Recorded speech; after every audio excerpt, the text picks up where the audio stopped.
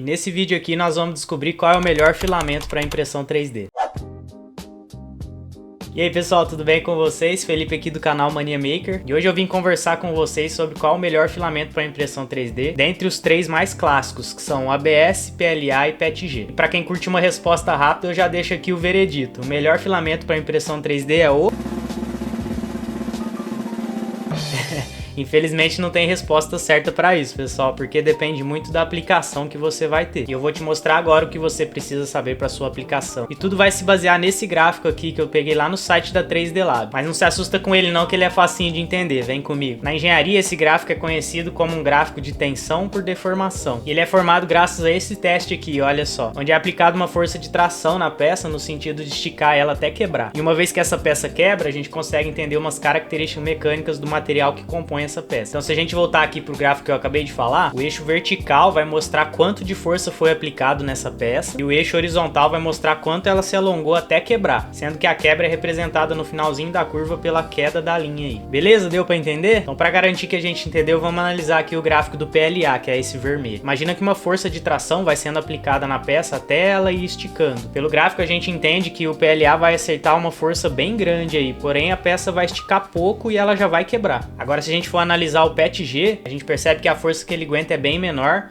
porém ele se estica muito mais até a falha. E o ABS se comporta mais ou menos como o PETG, só que ele aguenta um pouquinho menos de força e ele se alonga um pouco menos antes da quebra. Aí você deve estar se perguntando aí, então o PLA é o melhor deles, né? E a resposta correta é sim e não. Sim, se você for analisar apenas a força, né? O PLA entre esses três é o que resiste melhor à força de tração. Só que eu não sei se você percebeu, mas o PLA tem uma característica muito ruim para peças mecânicas. Ele falha de maneira catastrófica, como a gente diz na engenharia. Imagina que você tem um equipamento muito importante rodando na sua casa ou na sua empresa. O que você ia preferir? Que a engrenagem dentro dele começasse a falhar devagar e você pudesse ver que você tem que trocar ela? Ou que ela quebrasse de uma vez só e você corresse o risco de quebrar todo o seu equipamento nesse processo? Então nesse caso o PLA não é tão bom assim, né? Então seria bacana optar ou pelo PETG ou pelo ABS, que são peças mais resilientes. Ou seja, elas demonstram um certo alongamento antes de quebrar totalmente. E pelo gráfico a gente percebe que o PETG ele alonga bem mais que o ABS, né? E além disso o PETG também tem uma propriedade bacana, que é a resistência a produtos químicos, sendo uma ótima aplicação para peças que terão esse tipo de interação. Tá, então a gente já entendeu que o PLA é mais resistente e que o PETG é mais resiliente. Logo, pela nossa análise aqui, o ABS ficaria em último lugar, né? Negativo, não é bem assim. Pode até ser que o ABS seja menos resistente que o PLA e o PETG, ou menos resiliente que o PETG em si. Mas aqui eu vou te trazer uma das melhores propriedades do ABS, que é a sua temperatura de transição vítrea. Essa temperatura é o que define quando um termoplástico começa a ficar maleável, ou seja, de rígido ele já começa a sofrer uma certa deformação mecânica. E aqui não tem PLA nem PETG que ganha essa competição contra o ABS. Se você já está no universo de impressão 3D há algum tempo, você provavelmente já esqueceu uma peça de PLA dentro do seu carro num dia de calor, né?